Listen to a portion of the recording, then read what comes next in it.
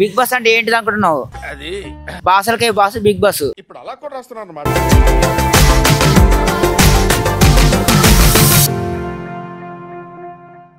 Hi అండి, అందరికీ నమస్తే. సో ఈ పర్సన్ కనిపిస్తున్నాడుగా, ఇతనికైతే పెద్దగా పరిచయం అయితే అక్కర్లేదు. మనందరికీ తెలుసు, మినిమం డిగ్రీ తెలుసుగా మనందరికి. సో మనోడు ఏంటంటే ఇక్కడ నిరాహార దీక్ష చేస్తాడు దేనికంటే బిగ్ బాస్కి వెళ్ళడానికి. ఎవరికైనా చూపించండి రా. మనం ఒకసారి అతన్ని మాట్లాడిద్దాం. చెప్పు బ్రో, బిగ్ బాస్కి వెళ్ళాలని కోరుకుంటున్నావు కదా, అంటే నీ మెయిన్ థీమ్ ఏంటిది, అంటే ఎందుకు వెళ్ళాలనుకుంటున్నావు? అన్న, బిగ్ బాస్ సీజన్ 9 అతి త్వరలో స్టార్ట్ అవుతుంది. ఈ వారం 10 రోజులలో, ఈ వారం రోజులలో లిస్ట్ అవుట్ అయిపోతుంది. ఆ తర్వాత ఏం చేసినా వేస్ట్. బిగ్ బాస్ అనేది ఒక మంచి వేదిక నాలాంటి వాళ్ళకి, ముఖ్యంగా కామన్ మ్యాన్లకి ఒక మంచి వేదిక. నేను ఒక సినిమా యాక్టర్ని. ఓకే, ఇంతవరకు సినిమా యాక్టర్ అంటున్నావు కదా, ఇంతవరకు ఏ సినిమాలు చేసినావు నువ్వు? హనుమాన్ చేశా, హరిహరి రమణ చేశా, గొర్రెపురాణం చేశా, మన ఓబామా అయోరామ చేశా. కానీ అన్నీ ఒక మెరుపుతీగలాగా ఇట్లా వచ్చి ఇట్లా పోయే క్యారెక్టర్లే తప్ప ఒకటి సరైన క్యారెక్టర్ దొరకలేదు. ఓకే, ఇప్పుడు నువ్వు బిగ్ బాస్కు అప్లై చేసావా? మరి సీజన్ 9కు అప్లై చేసావా?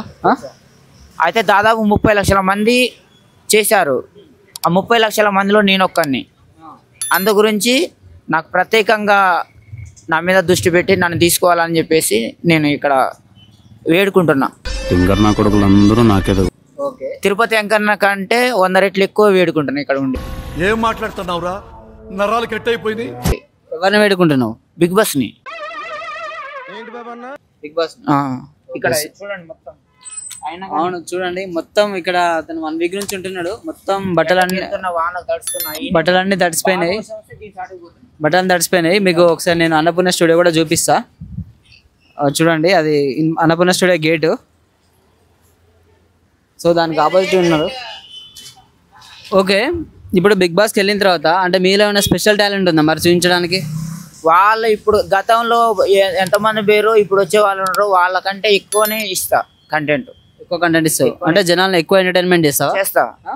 ఇప్పుడు అందరికి మనసులే భయ్యా, మనకంటే ఎక్కువ ఏం లేదు అక్కడ. కొమ్ములు ఏమంటే ఆకాశం నుంచి ఎవరు దిగిరాలే, అందరం సినిమా వాళ్ళమే. కాకపోతే వాళ్ళ అదృష్టం కొద్దీ ఉన్నత వర్గంలో పుట్టొచ్చు, మా దురదృష్టం కొద్దీ పేదరికంలో పుట్టొచ్చు. ఉన్నత వర్గం పేదరికం అని ఏం లేదు కదా అందరికీ.